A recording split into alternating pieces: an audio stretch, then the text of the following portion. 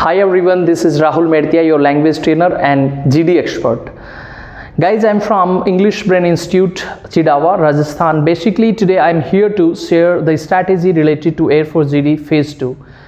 There are many candidates who are in trouble. They are thinking that is it possible for them to clear and crack the GD examination? Yes, it's possible. It's gonna very easy for you if you do hard work for 7 to 8 days.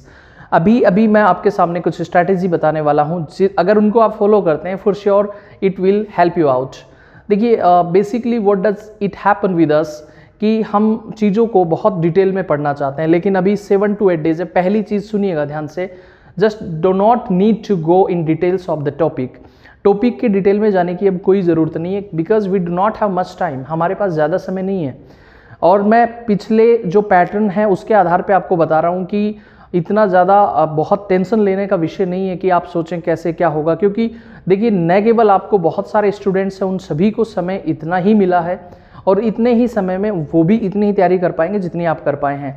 तो आप अपने आप को कम मत आकिए, सबसे पहली चीज़. और दूसरी बात मैं आपको बताना चाह रहा था, जो कि आपको किसी भी टॉपिक के बारे में डिटेल में नहीं सोचना. अभी आपको ये सोचना है कि जो पिछले जो भी टॉपिक्स आए हुए हैं किसी से पूछिए, अपने जानकार से, या फिर कुछ टॉपिक हम भी आपको बता देंगे जिसमें आपको ये पता चले कि जो टॉपिक्स आए हुए हैं उनको पढ़ के जाएं. यानी कि 7-8-10 पॉइंट आप उसको एक बार दिमाग से निकाल लें, ताकि आप अगर उनको सामने अगर रहेंगे जैसा टॉपिक आ जाता है तो आप उस पर बोल सकते हैं. दूसरी चीज़, क्या सर अभी कोई कोचिंग इंस्टीट्यूट या फिर कुछ ऐसी जगह पे जाने की आवश्यकता है या नहीं?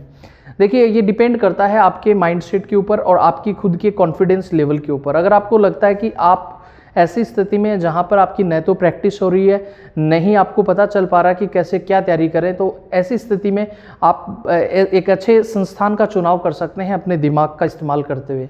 तीसरी चीज़ आती है कि सर इसमें खास इंपॉर्टेंट चीज़ क्या है. देखो क्या होता है कि actually there are many candidates who are not able to introduce their selves. तो खुद का ही इंट्रोडक्शन देने में उनको दिक्कत आ रही है. तो पहली चीज़ यही है कि आप इंट्रोडक्शन को बहुत अच्छे ढंग से तैयार करें. आप अपने इंट्रोडक्शन को तैयार करेंगे, क्योंकि सबसे पहला जो राउंड होता है, फर्स्ट राउंड होता है, वो इंट्रोडक्शन पार्ट होता है. अगर आप इंट्रोडक्शन पार्ट के अंदर ही पिछड़ जाएंगे तो that would not be possible for you to crack the examination. इसमें क्या होता है कि जैसा कि आपने सुना है कि the first impression is the last impression. पहला इंप्रेशन आखिरी होता है. अगर आपने अपना इंट्रोडक्शन अच्छा बोला है तो इसमें आगे आपकी संभावनाएं हैं कि आप जो इसकी सेकंड राउंड होता है जीडी में ही, उस समय आपकी बात पर और भी थोड़ा ध्यान दिया जा सकता है और भी आपको कॉन्फिडेंस भी मिलता है कि आप जब फर्स्ट राउंड में अगर बोल पा रहे हैं तो सेकंड राउंड में आपको कॉन्फिडेंस मिलता है. तीसरी चीज़, सर कोई टॉपिक मुझे नहीं आए तो क्या करें? अगर आपको कोई टॉपिक नहीं आता है तो उसमें ज़्यादा टेंशन लेने की कोई बात नहीं है, क्योंकि और भी कैंडिडेट्स जो आपके साथ रहेंगे इर्द गिर्द, 14-15 कैंडिडेट्स की एक होता है, लगभग इतने कैंडिडेट्स उसमें मिलते हैं. तो वो जो बोलते हैं वहाँ से आप आइडियाज़ चुरा सकते हैं. मेनली उनके आइडियाज़ सुनकर भी बोल सकते हैं.